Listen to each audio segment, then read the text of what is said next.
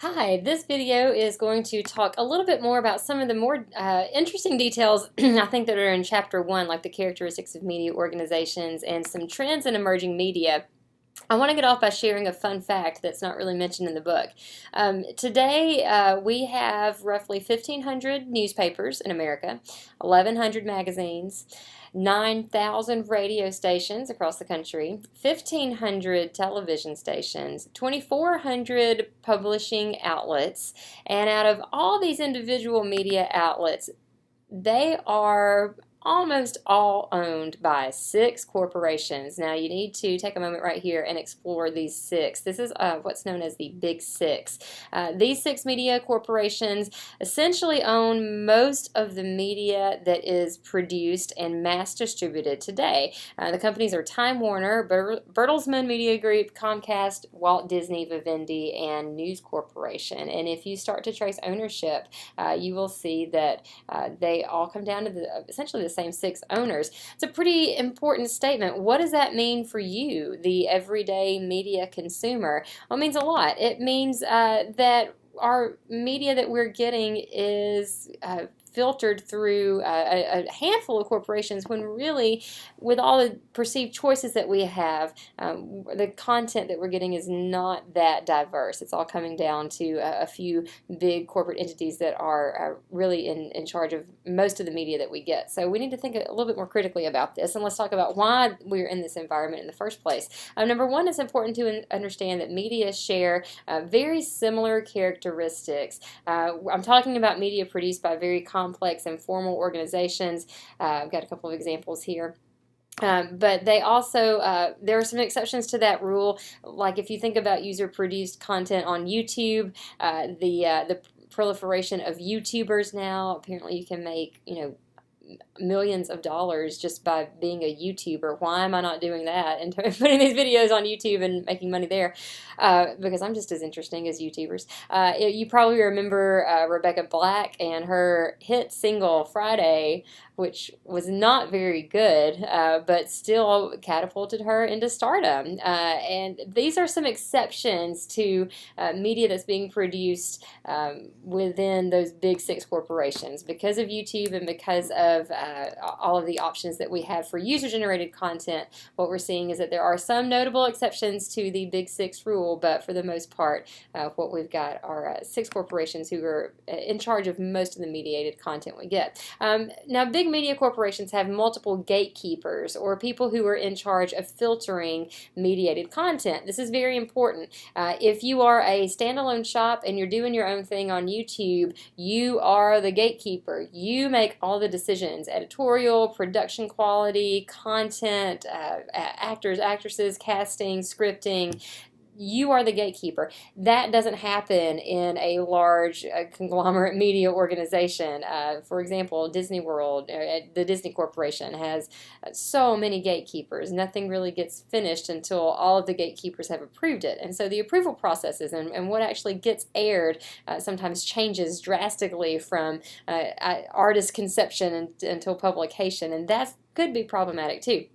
I want to give you an example of a company that's not really a media company, but of where gatekeepers can come in handy. This was from, I guess, a couple years ago, whenever Team USA was doing great in playing in the World Cup. And you see here in this tweet, Delta was congratulating the team for beating Ghana, and they came under fire for this particular tweet. You see here USA was up 2, Ghana 1, and if we dig a little deeper, we see that that tweet was not really correct, because Ghana doesn't actually have giraffes. You get to Ghana and Delta has sent your luggage to some country that actually has giraffes. It's one of my favorite tweets in response to that.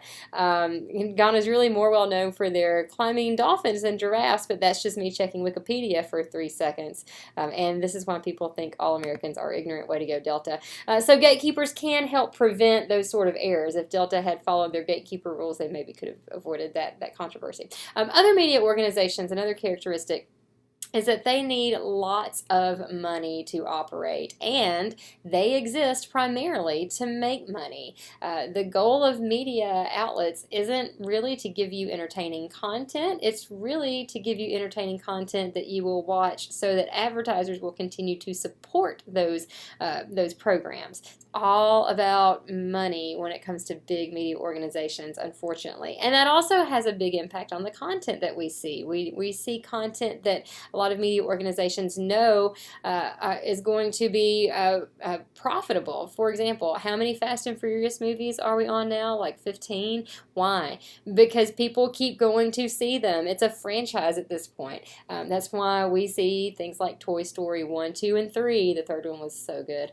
But we see media organizations get into a system that works, and so they keep producing content that fuels the system in that way. Now, there's also some important trends to consider when we're talking about emerging media. For one, we've got segmented audiences. To help explain that, the best way to think about it is to think about historically, how did people consume media? Well, we had way fewer devices on which we could consume content. The average home maybe had a television eventually, and before television, you maybe had a radio, and before everybody had radios, maybe like one home in your general area had a radio, and people would go and gather and listen to it. So we just have more devices today on which we can consume content, which means audiences aren't all in the same place. In the past, we also had less content to consume because we didn't have as many places to watch it. So now there's more content. Quite honestly, it's hard to keep up. I mean, Netflix alone is generating their own content. They've got a content generating machine. It's only viewable on Netflix, right? And of course, most of us have a Netflix subscription, but if you don't, you're missing out on that content. Previously, if something aired on broadcast television, pretty much everybody saw it. That's where most of our historic televised events happened, was on broadcast, and you could kind of guarantee everybody was going to see it because everybody only watched television on a television set. That's not how it is now. Most of my students tell me they might watch TV on a TV set at home, but they also watch TV on your phones or your tablets or laptops or other places. People also just led simpler lives back then. Of course, our lives are a little bit more complicated, and that's a big trend in emerging media. Another one to consider is that we do have these multiple platforms to consider, and from a business perspective, are we going to allow all of our content to be viewed on all devices? This is a big financial decision. If you have a cable subscription, can you watch those cable channels on just the television you have at home that's hardwired to cable, or can you also watch those cable programs on your mobile device? Big, important question. It has serious implications for profit. For example, Sesame Street's a really good example of a franchise that is losing money because of streaming, on-demand viewing, and lack of licensing revenues through DVDs. People aren't buying DVDs anymore, and that's changing the structure of how corporations are making money off of the content that is really successful and really popular and really important to our culture and society, but that just aren't as profitable anymore because of a changing structure. Pretty interesting stuff. Now, we also need to talk a little bit about convergence. Convergence, of course, is a coming together. Corporate convergence is a term we'll be talking about a lot in class this semester. That's the merging of two businesses that have really, they can have different and competing interests. So, for example, when Comcast and NBC merge, that's an example of corporate convergence. You might also see corporate convergence with two completely different entities coming together to form a partnership. And then there's also operational convergence, which is when owners of several media outlets come together under one singular effort. So, for example, you might have a newspaper and a radio station and a television station all coming together under one operational budgetary umbrella. Even though they keep their individualities, we see operational convergence happening whenever you basically take the financial systems of different media outlets and bring them together under one roof. That's a trend that has been implemented in a lot of cases to save money. So that means that you eliminate repetitive positions and that sort of thing. That's an example of operational convergence. Another trend to consider is increased audience control. We as audience members like to think we have control of the content we watch and when we watch it and how we watch it. It goes back to that multiple platforms aspect and cable's huge on-demand section that they have now too. And of course, we also need to talk a little bit about the user-generated content that's so popular, mobile media and social media will definitely come into play later in the semester.